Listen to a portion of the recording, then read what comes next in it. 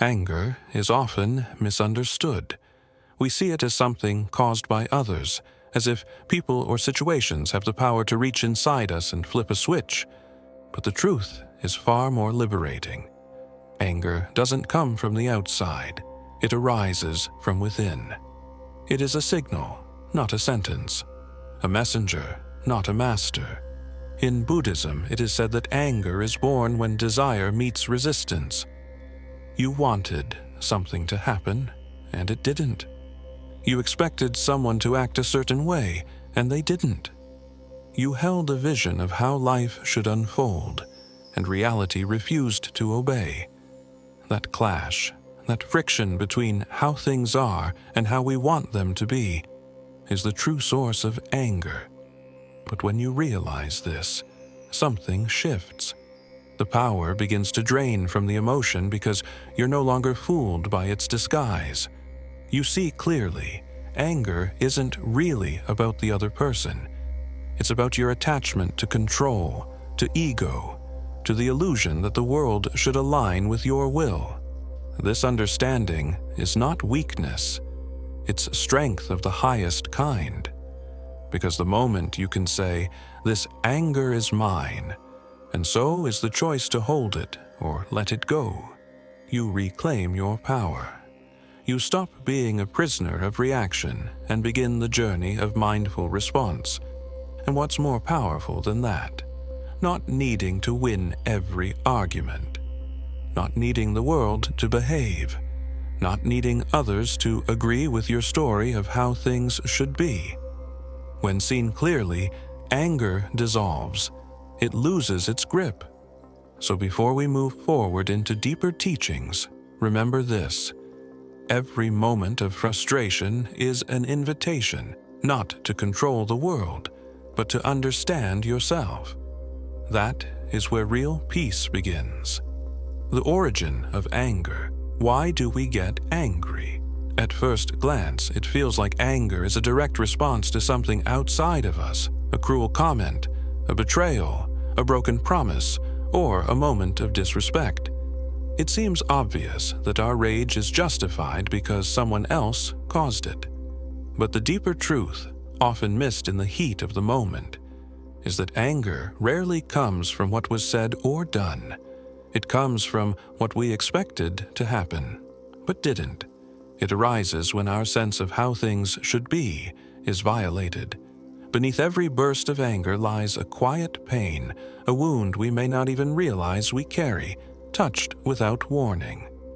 And so, what we think is fury toward another is often grief, fear, or shame wearing the mask of fire. The Buddhists knew this long before modern psychology began to explore emotional patterns. They taught that anger is a mental state rooted in delusion, not because it isn't real, but because we misinterpret its cause. It's not just about the moment you were hurt. It's about the deeper, often hidden beliefs that moment triggered. Perhaps it reminded you of not feeling valued as a child, of being dismissed, abandoned, or made to feel unworthy. And now, in the present, a single sentence or action reawakens all of that, igniting a storm. When someone disrespects you, the rage you feel is often your ego rising to defend an idea, the idea that your worth is in danger. But here's the liberating truth. Your worth isn't in anyone's hands. The belief that it is, that's yours. And because it's yours, it can be understood, challenged, and healed. Often, anger stems from trying to control what was never ours to control. We want people to act a certain way, speak with kindness, fulfill their promises, understand our pain, never leave. And when they don't, we feel betrayed. But the betrayal isn't always theirs. Sometimes it's our own refusal to accept the limits of our influence. We fall into the trap of should. They should have respected me. They shouldn't have lied. They should know better. But reality doesn't bend to should. It moves according to its own nature. And the more we resist that, the more anger builds. The greater the distance between what is and what we wanted, the more intense the emotion becomes. That's why some people explode over the smallest things. It's not about that thing.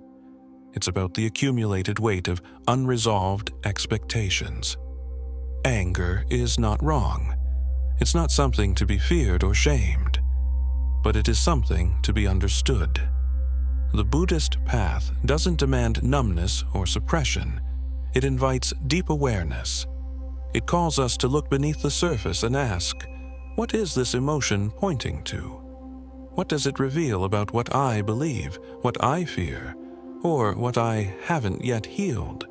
When we recognize that anger is a signal, not a sentence, we stop reacting blindly. We stop handing our peace over to circumstances and people who have no idea how much power we've given them. That's not weakness, that's mastery. Because to stand in the fire of your own triggered emotions and not lash out takes far more strength than shouting ever could. You begin to realize you are not your anger, and neither are you a victim of it. It is simply a message, a flare sent up from the depths of your mind saying, look here, there's something that needs your attention. You don't need to suppress it. You don't need to act on it. You just need to witness it, understand it, and respond with clarity. And when you do that, you reclaim the most sacred power of all, the power to stay rooted in peace even when the winds of life try to shake you. Anger is not the enemy. Ignorance of its sources is. Once you shine the light of awareness on it, even the fiercest fire can become a gentle warmth that guides you home to yourself. The importance of silence. Have you ever looked back and wished you had stayed quiet?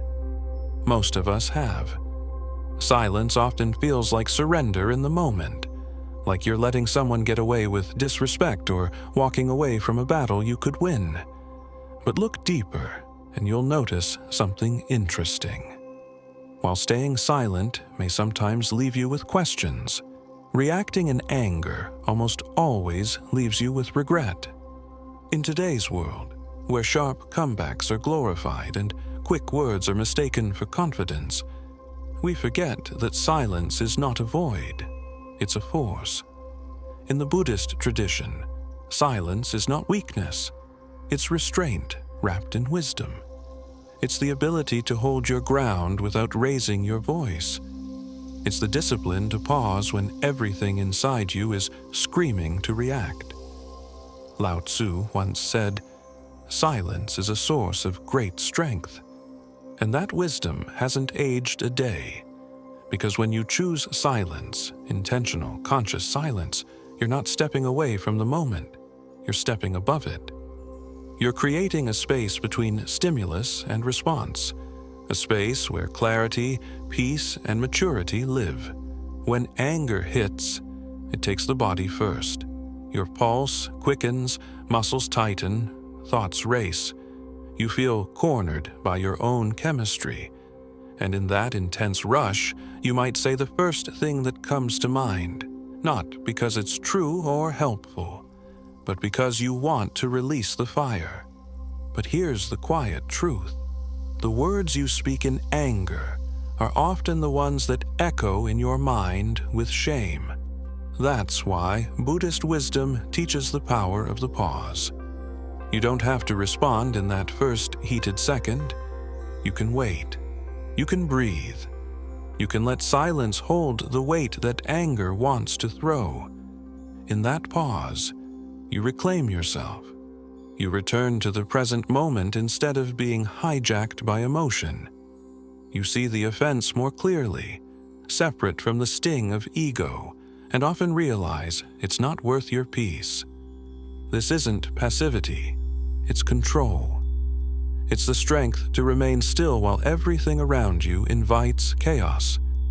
And when you finally do speak, if you even need to, your words come from a place of centered power, not emotional injury. Seneca compared anger to a storm. Once it starts, It clouds your vision, throws off your balance, and makes you believe the world is against you. But storms always pass. And if you can stand still while the winds howl, if you can resist being swept up in someone else's emotional weather, you come out stronger, clearer, and untouched. Imagine you're in a heated moment. Someone insults you, tests your boundaries, tries to pull you into a reaction. The usual path is to meet force with force. But you pause. You don't retreat, but you don't strike either. You hold your silence like a monk holds a bowl, with care, with purpose. The longer you hold it, the more power you feel returned to your hands. You realize your calm is unsettling to them. Your silence confuses their aggression, and suddenly, you're not in their storm, you're the stillness outside it. Silence is not the absence of speech, it's the presence of awareness. It's the wisdom to choose your battles, to know that not every offense is yours to answer. Some comments are projections, some arguments are traps, some people are just looking for someone to fight with. And when you offer silence instead of fire, you deny them control. You keep your energy, your clarity, your peace. That doesn't mean you never speak up. It means you speak when it matters, not just when it hurts. You become deliberate, not reactive. You learn the art of timing. And more importantly, you learn that protecting your peace is more powerful than proving your point. So the next time your anger rises, don't rush to meet it with words. Meet it with breath, with awareness, with silence. Because the one who remains calm while others rage is the one who truly holds power, not over others, but over themselves. That is the kind of power no one can take. Sometimes it moves you. Maybe it even amuses you. That shift from fire to freedom is a quiet miracle. It's the kind of transformation that doesn't announce itself, but when it arrives, it changes everything. Because laughter, true, unforced laughter, is not just about joy. It's a sign of wisdom. It means you've stopped taking everything so personally. You've stopped believing that life is out to get you. You've started to see problems not as punishments, but as passing waves on the ocean of experience. Life doesn't play favorites. It doesn't hand comfort to the disciplined and chaos to the careless.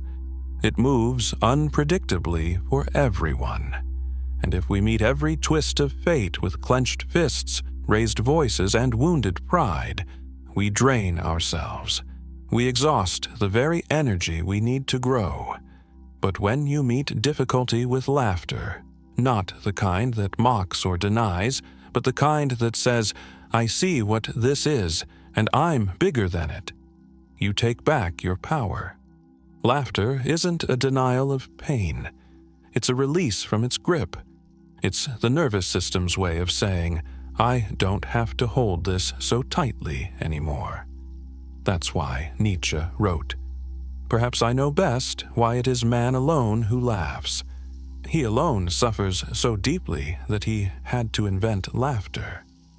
There is something deeply human in this. Only a being aware of its fragility, of the weight of suffering, would need such a strange medicine, and what a powerful one it is.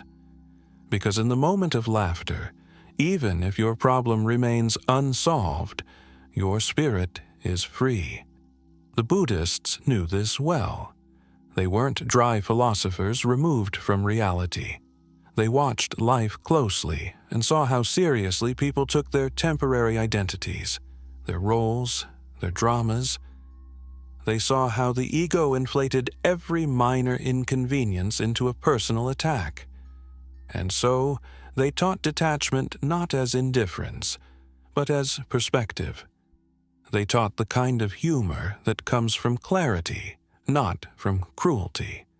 Because when you realize that you are not your thoughts, not your story, not even your current situation, the whole thing becomes lighter, not meaningless, but no longer so heavy.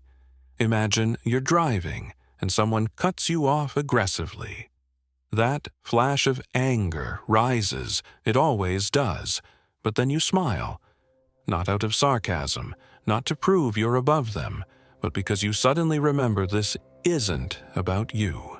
You've probably made similar mistakes. Maybe they're rushing to an emergency, or maybe they're just human, flawed and unaware. Either way, why let that moment steal your calm?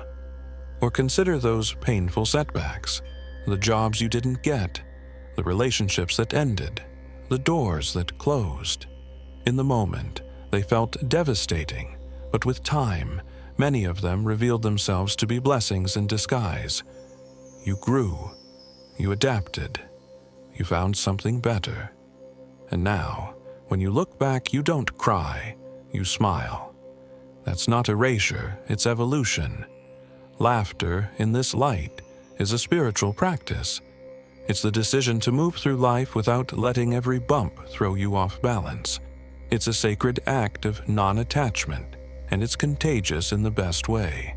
When you respond to stress with calm, others feel it.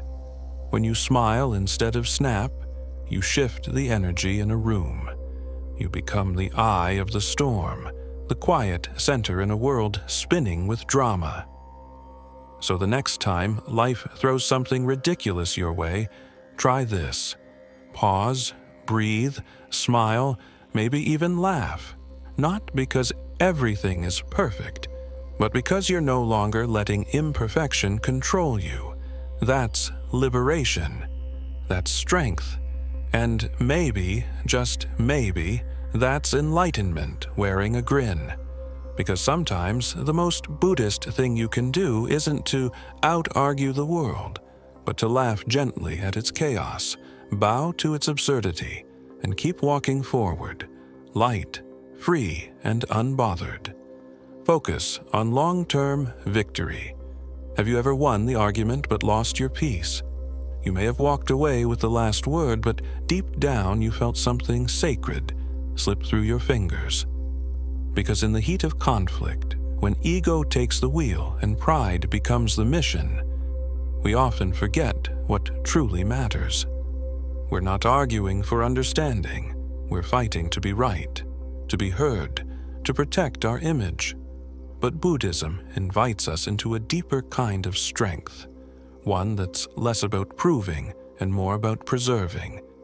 It asks gently but firmly, is this moment worth disturbing your inner calm?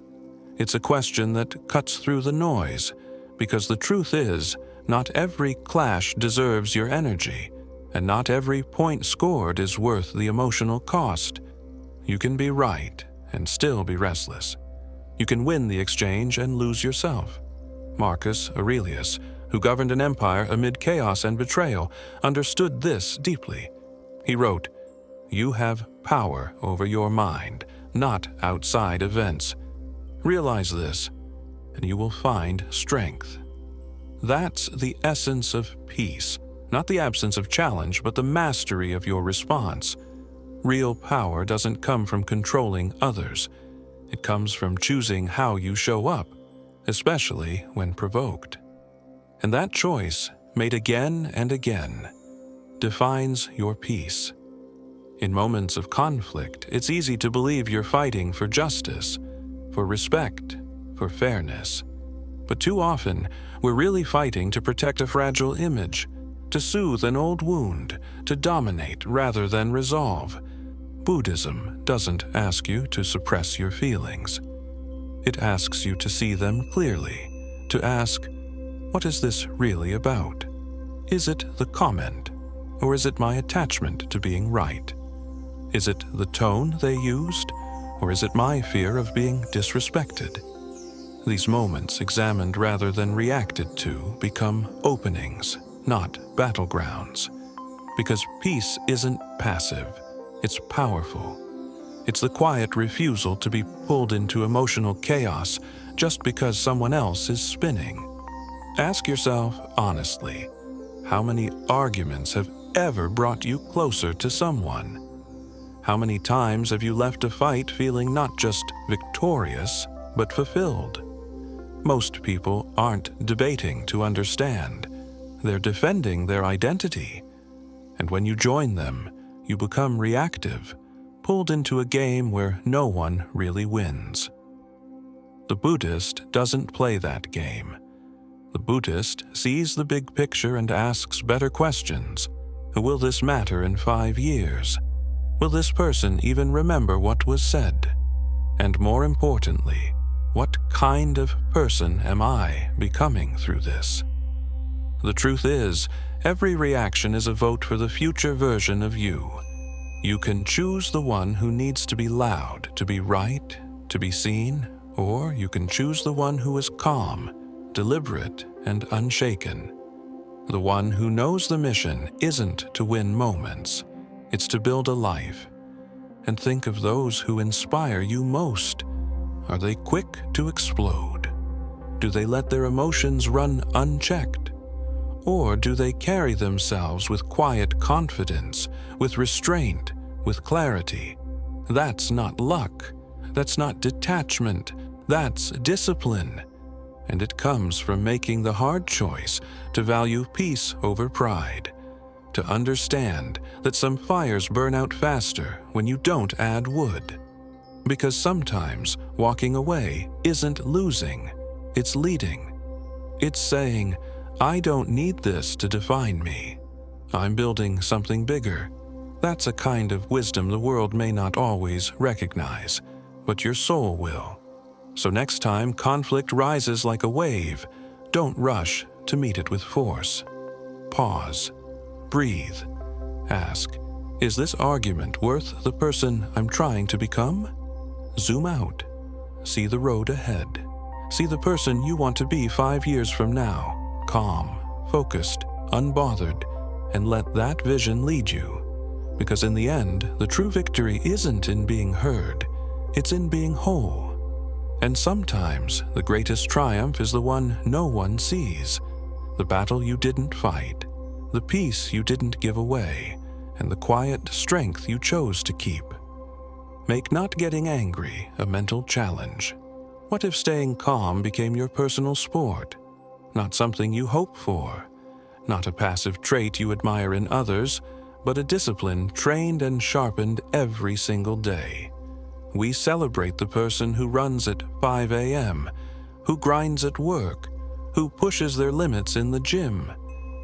But there's another kind of athlete, one who works in silence, whose battlefield is internal, the one who doesn't let their peace be hijacked by chaos. That's not soft, that's not passive, that's mental elite. Think of it this way. Every moment you're tested is another rep, another chance to strengthen your emotional resilience. Someone disrespects you. That's your mental squat. Traffic is brutal. That's your emotional deadlift. A coworker takes credit for your work. Time for another calm, controlled rep. You start to see that the world isn't attacking you, it's training you. And that changes everything. Epictetus, the Stoic philosopher who lived through exile and slavery, put it perfectly. Any person capable of angering you becomes your master. Think about that. If someone can push your buttons, they own you. They don't even need to touch you. All they need is a word, a tone, a look, and you hand them your mood, your focus, your power. But the Buddhist, the Stoic, the truly disciplined soul, they train to break that link. They choose not to be puppets. They cut the strings. The moment you say, "Today, I will not be mastered by my emotions," you reclaim your freedom. You wake up with a mission, not to control the world, but to control your response to it. Not to suppress how you feel, but to channel it with clarity. Anger arises. You see it, you name it, and you choose not to obey it. You don't let it drive the car. You place it in the passenger seat and keep your hands on the wheel. Make it a practice, a mental dojo. You're not just surviving the day, you're sharpening your mind. You start counting silent victories. The time you didn't snap, the argument you didn't take personally, the insult you didn't dignify with a reaction. And you feel stronger, not in a loud, aggressive way, but in a grounded, unshakable way. Because real strength isn't loud, it's quiet.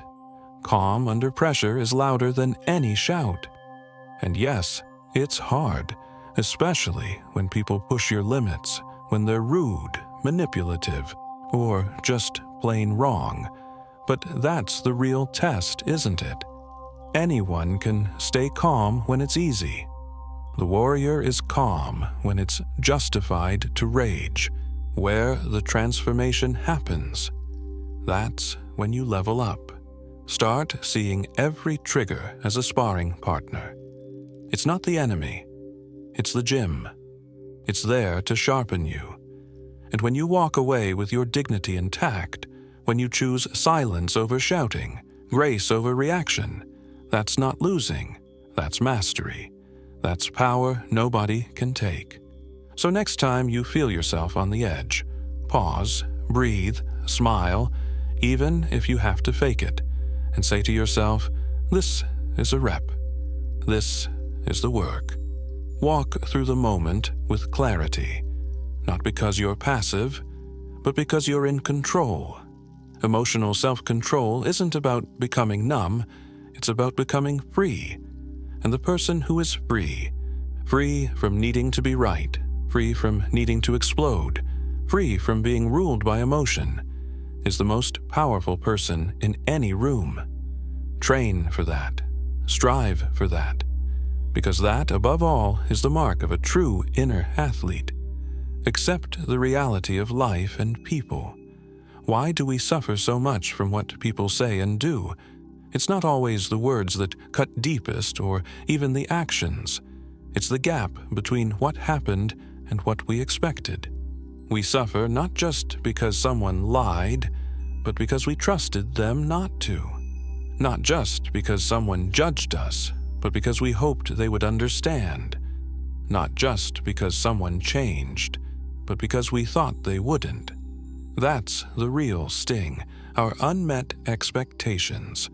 We walk through life with a script in our minds, a script for how others should treat us, how friends should behave, how family should show up.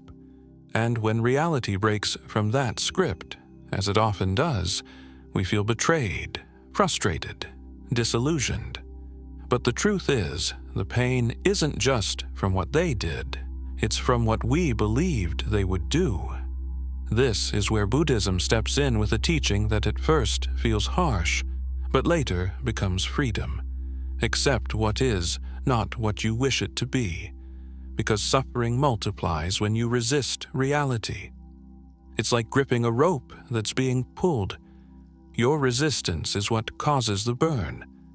Let go, and suddenly there's relief.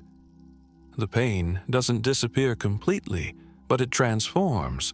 From emotional chaos to quiet understanding, from frustration to clarity.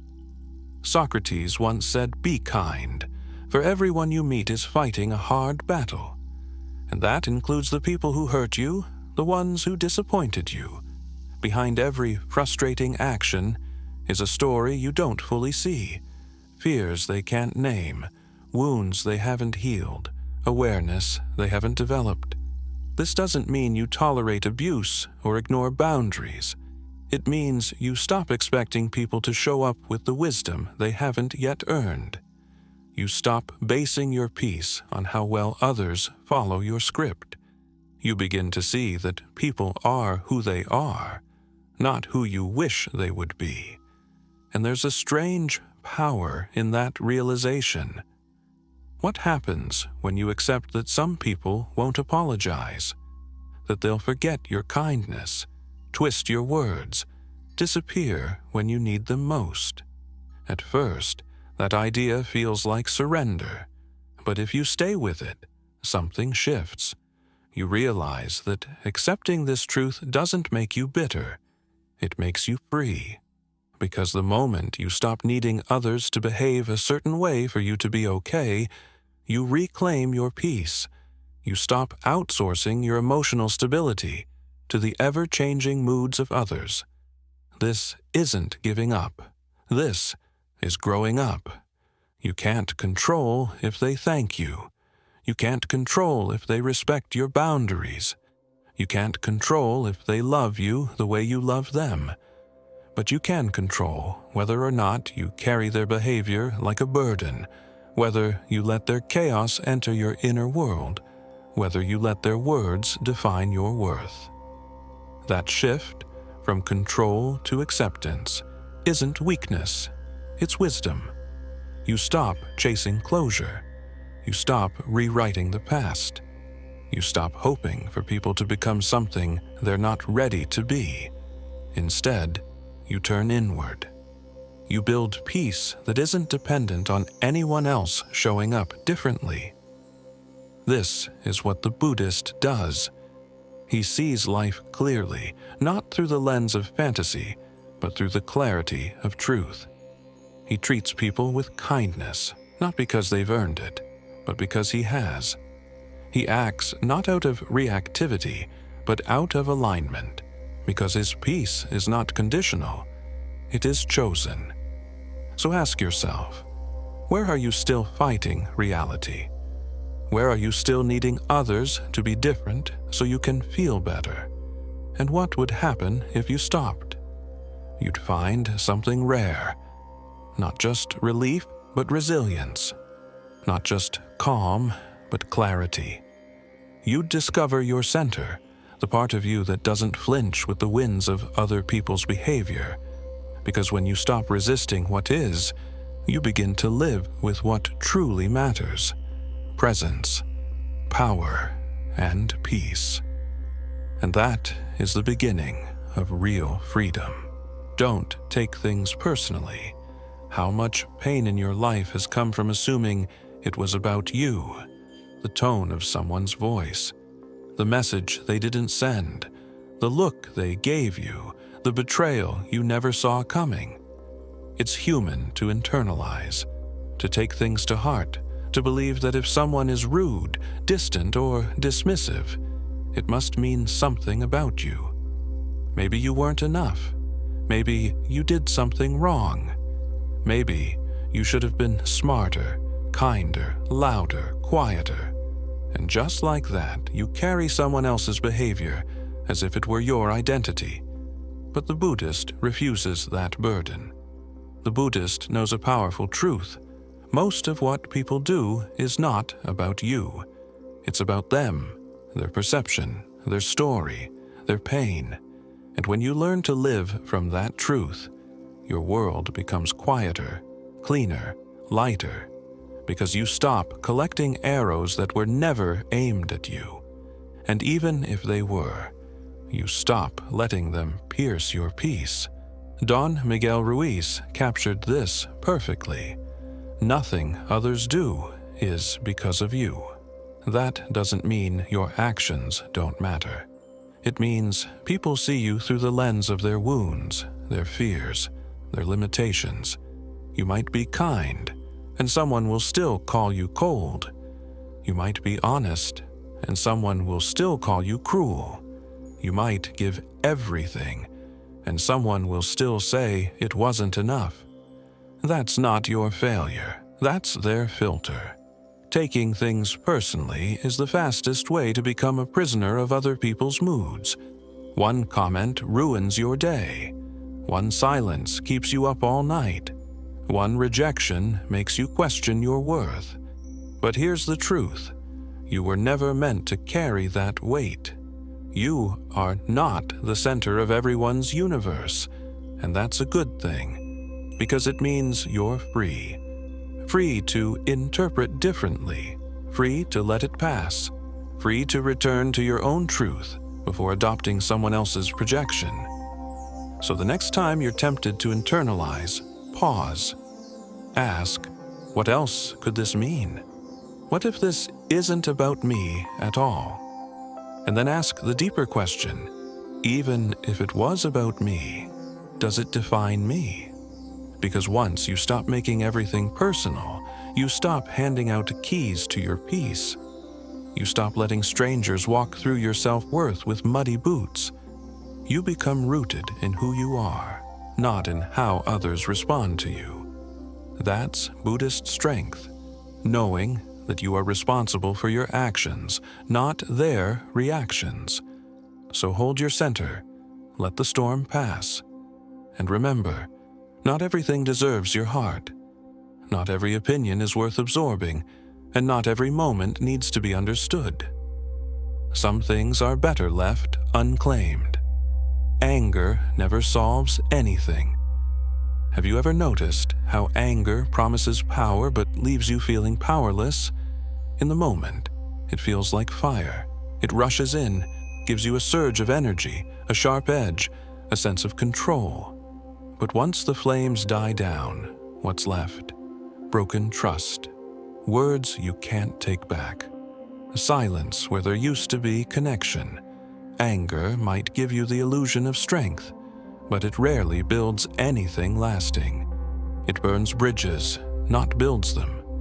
Seneca warned us with painful clarity. Anger is an acid that can do more harm to the vessel in which it is stored than to anything on which it is poured. That's the Buddhist view in one sentence.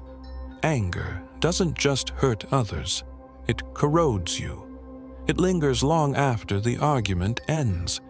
It replays the scene 100 times in your mind. It eats your peace. And the worst part, most of the time, it solves nothing. The person you yelled at didn't suddenly understand you better. The situation didn't change just because your voice got louder. The problem didn't disappear, it just got messier. So if anger doesn't solve things, why do we keep reaching for it? Because it's easy. It's instinct. It makes us feel like we're doing something when we feel helpless. But Buddhism is about choosing the harder, wiser path. The path that looks like stillness on the outside, but is full of inner control on the inside. It's about breaking the habit of reacting and starting the habit of reflecting. Ask yourself, the last time you got angry, what did it give you that calm couldn't have given you better? Was the outcome worth the tension in your chest, the broken connection, the self-blame that came after? Anger is natural, but mastery is intentional. The Buddhist doesn't pretend emotions don't exist. He simply refuses to be ruled by them. He sees anger not as power, but as a test, a chance to practice stillness in motion, a moment to grow stronger, not louder. Think of the people who truly inspire you, the ones whose presence calms a room instead of igniting it. Are they easily provoked? Do they lash out at every offense? Or do they stay grounded, responding with clarity, not heat? That's who you become when you understand this lesson. Anger never builds, it only burns. So the next time anger rises, don't suppress it. Disarm it. Question it. Ask, what does it really want? Ask what your peace is worth. And most of all, remember, no one can take your power unless you hand it over. In a moment of heat, choose calm. Every time you do, you build a life that doesn't collapse when tested. Let go of resentment and grudges. Why do we hold on to what hurts us? It's strange, isn't it? The way we carry pain like a badge. The way we replay betrayals like old songs. The way we speak of forgiveness, but still let certain names tighten our chests.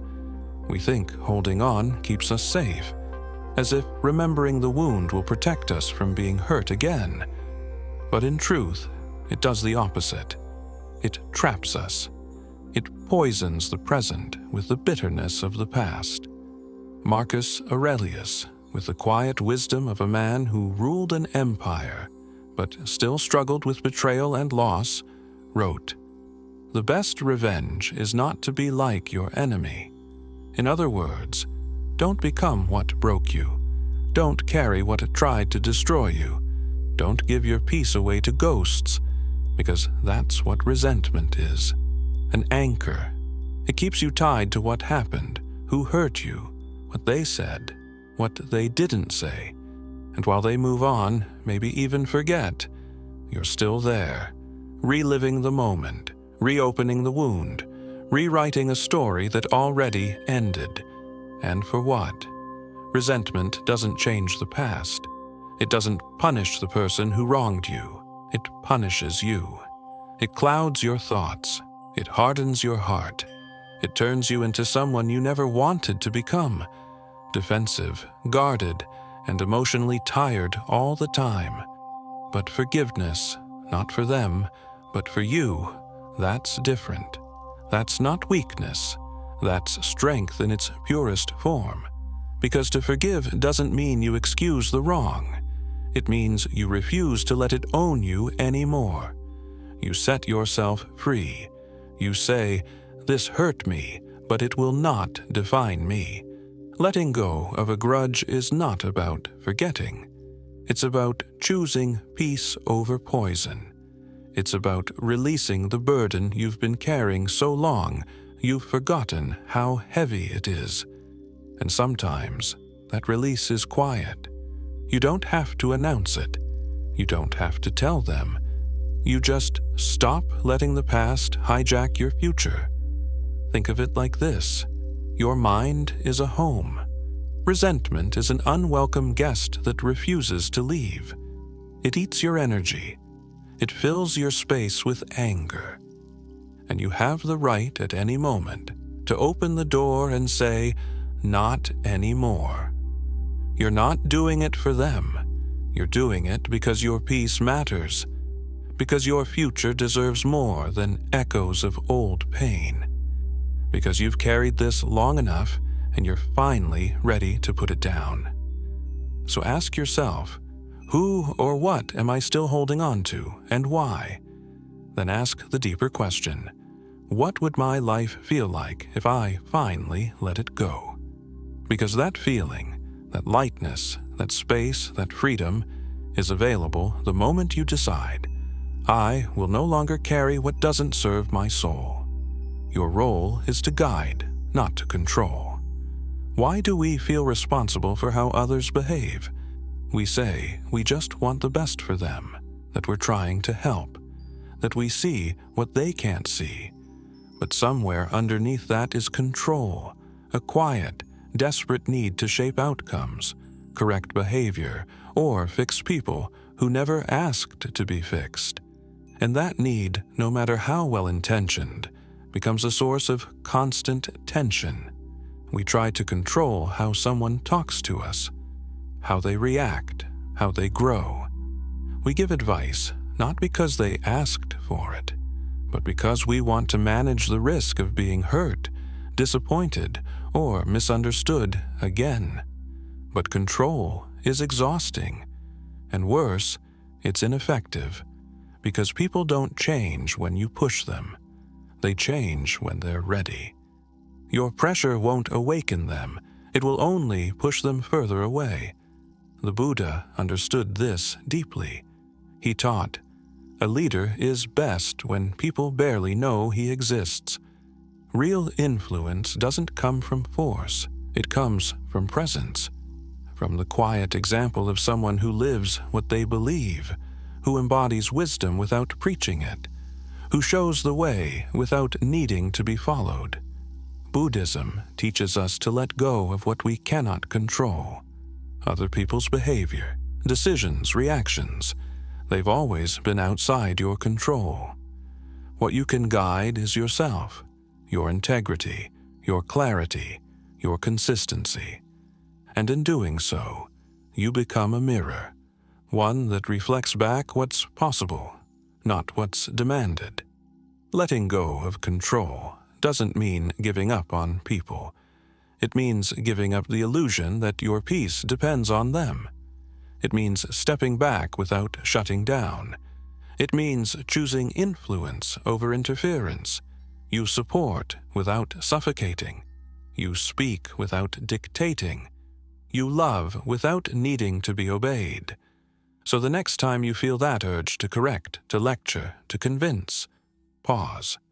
Ask, is this about them, or is this about my discomfort with uncertainty? And then remind yourself, my role is not to control.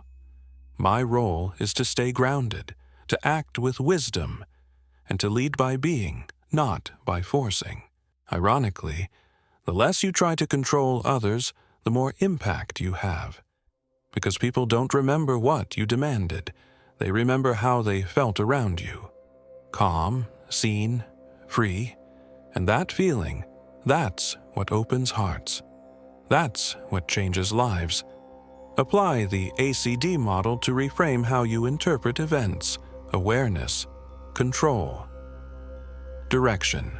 What if your emotional pain isn't coming from what happened, but from how you interpreted what happened? This is the turning point, the place where Buddhism moves from theory into transformation. Because most people believe their emotions are automatic, uncontrollable. Someone insults them, they feel anger. Someone ignores them, they feel rejection. Life goes off course, they feel despair. But what if, between what happens and how you feel, there's a space? And what you do in that space is everything. Carl Jung once wrote, "It all depends on how we look at things and not how they are in themselves." That's the entire essence of the ACD model: awareness, control, direction. When you apply it, you stop being a passive receiver of life's chaos and start becoming the conscious author of your experience. Awareness is the first step. You catch the moment your emotion begins to rise. Maybe it's tension in your chest, maybe it's the tight jaw, maybe it's the story you start telling yourself. They disrespected me. I'm not appreciated. This always happens to me.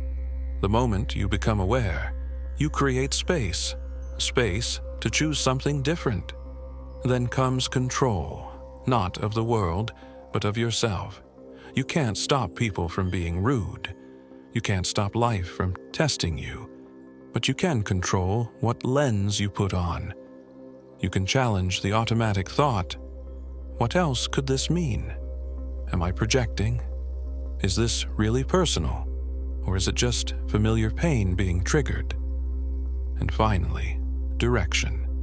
The ability to take that awareness and that inner control and point it towards something productive. Instead of spiraling into anger, you redirect toward patience. Instead of collapsing into hurt, you direct it into clarity. Instead of punishing others, you use the moment to strengthen your boundaries, not out of bitterness, but out of self-respect. This is not denial. This is emotional alchemy. You take the raw material of experience, even the painful ones, and reshape them into wisdom, into growth, into calm. But it takes practice. It takes slowing down enough to notice your thoughts before they become actions. It takes humility to question your own perception. And most of all, it takes courage. The courage to stop blaming the world and start owning your power. Because once you apply the ACD model consistently, you no longer fear other people's moods. You no longer dread unexpected chaos. You face life with calm readiness, knowing that whatever happens outside, you've trained your mind to respond from the inside. And that shift, that's emotional freedom. That's what makes you unstoppable. Promote solution and compromise. What's more important to you, being right or being at peace? It's easy to get caught up in arguments, to dig in your heels, to defend your position, your pride, your perspective. We all want to be understood. But here's the quiet truth most people miss. The more you fight to win every conflict, the more you lose the connection that actually matters. The Buddha didn't argue to dominate. He spoke to clarify. He didn't debate to destroy. He listened to understand. Because he knew something powerful. Anger separates, but wisdom builds bridges. The Buddha captured it simply. We have 2 ears and 1 mouth, so that we can listen twice as much as we speak. That's not just a clever quote. It's a principle. Most people don't listen to understand. They listen to reload. They're not seeking common ground. They're preparing their next comeback. And in that state, nothing gets resolved. Only egos grow. Only tension builds. But what if, in your next conflict, you stepped back from the need to win and instead asked, what outcome do I actually want here? Do I want connection, understanding, resolution? Then why argue like I'm preparing for war? Solution requires calm. Compromise requires humility. It means being strong enough to say, maybe we're both right and both wrong. Maybe there's a third option we haven't seen yet. That doesn't mean you become passive. It means you stay open. You hold your truth without turning it into a weapon. The Buddhist seeks truth, not victory. They let go of petty arguments not because they can't fight, but because their energy is too valuable to waste on what doesn't elevate. They understand that every disagreement is an opportunity to sharpen the mind, to strengthen the relationship, or to walk away in peace, not in pieces. Compromise doesn't mean you abandon your values. It means you find a path forward that honors the bigger picture. And sometimes that path means saying, let's find a solution that works not just for me, but for us. Because when you choose solution over ego, something powerful happens. You stop burning bridges you'll later need. You stop creating silence where understanding could have grown. You stop punishing people for being imperfect, just like you. So, the next time conflict arises, try this. Breathe. Listen longer. Speak softer.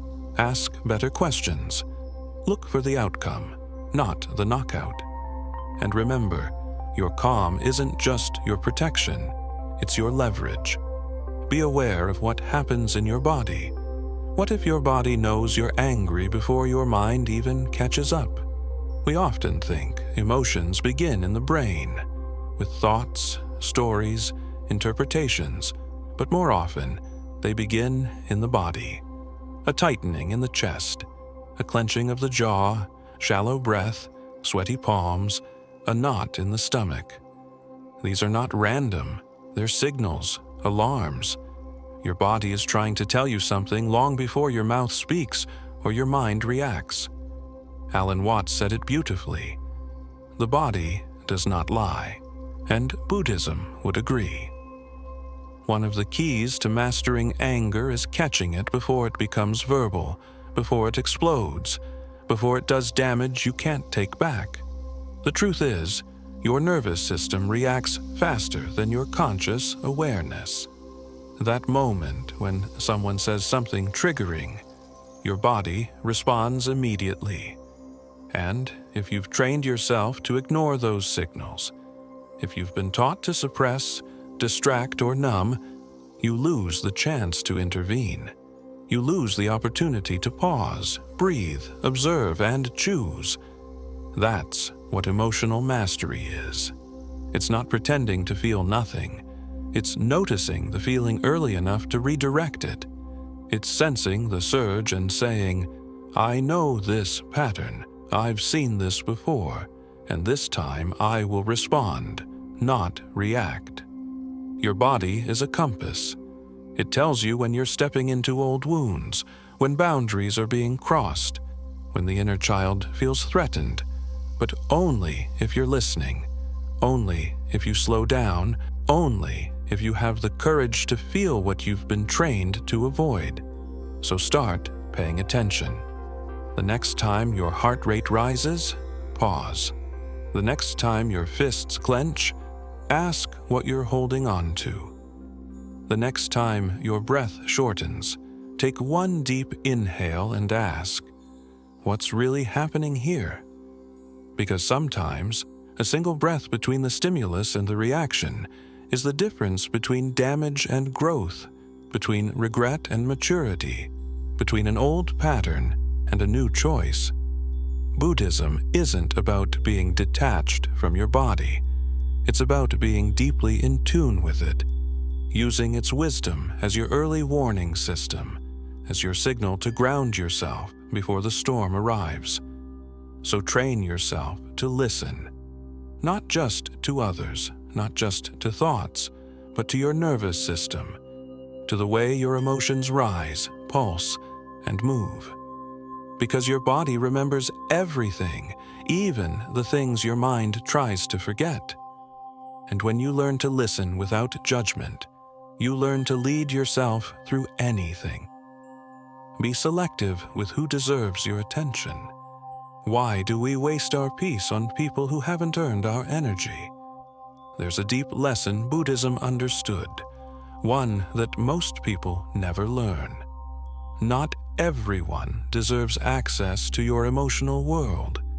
Not every opinion matters. Not every insult is worth responding to. Not every conflict deserves your participation. But the moment you start reacting to everything, you start losing yourself in things that don't matter. The Buddha gave this simple yet profound reminder. Associate with people who are likely to improve you. Not people who entertain you, not people who flatter you, but people who elevate you, who challenge you with respect, who speak with honesty, who bring you back to yourself, not away from it. Because every conversation you engage in, every response you give, every moment of attention you offer is a transaction. You're trading your time, your clarity, your emotional presence. So the question becomes, is this a worthy trade? The person who insults you online, do they deserve your reaction? The coworker who thrives on drama, do they deserve your inner peace? The stranger who cuts you off in traffic, do they really get to dictate your mood? When you react to everything, you're not defending your honor. You're handing your emotional power to people who haven't earned the right to influence you. And over time, this becomes a habit. You become a puppet, constantly pulled by the energy of others, constantly distracted, constantly depleted. But here's the alternative: emotional selectivity. The conscious decision to choose your battles, and, more importantly, to choose your silences. Because sometimes, silence is not weakness, it's wisdom. It's saying, I don't need to fight every fire, I just need to stop fueling it. Being selective doesn't mean being cold or distant. It means valuing your focus. It means understanding that your attention is a precious resource, not something you hand out freely to every provocation. It means realizing that calm is your responsibility and chaos is a choice. So how do you start? You begin by observing, by noticing the people, situations, and triggers that pull you into unnecessary emotional noise. And then you pause, you breathe, you ask, does this deserve me? And if the answer is no, you let it pass. You protect your peace the same way you protect your home. By setting boundaries, by not letting every stranger walk through your mind, by deciding what gets to stay and what needs to go. And the result? You become grounded, centered, less reactive, more powerful. Because the person who controls where they place their attention controls their reality. Use gratitude as a tool against anger. What if the antidote to your anger isn't more control, but more appreciation? Anger thrives in a mind focused on what's missing, what's unfair, what should have been. It feeds on expectations unmet and outcomes undesired. But gratitude, true, practiced gratitude, shifts the entire frame. It turns your attention away from what went wrong and brings it back to what's still right. The Buddha, facing suffering, impermanence, and the illusions of desire, taught, don't hanker after what you don't have. Instead, Fix your attention on the finest and best that you have, and imagine how much you'd long for these if they weren't in your possession. That's the Buddhist way. Not blind positivity, not forced smiles, but the discipline of appreciation. The power to focus on what remains, even when the storm rages. You see, anger clouds your vision. It narrows your awareness to one thing: the offense, the injustice, the disrespect. It creates a tunnel, but gratitude opens it. It reminds you, you are more than this moment. Life is more than this conflict. And the second you return to gratitude, something quiet shifts inside you. Not because the situation changes, but because you do. Try this. Next time anger rises, pause and name 3 things you're grateful for. Not to escape the moment, but to reclaim perspective. Maybe it's your health. Maybe it's a friend who always shows up. Maybe it's the breath you're taking right now, the chance to reset instead of react. This simple shift turns anger into awareness, reaction into reflection. And here's the deeper truth. Anger often arises when we take things for granted, when we feel entitled, when we expect things to go our way. But gratitude humbles you. It brings you back to reality, not as punishment, but as clarity. You stop asking, "Why is this happening to me?"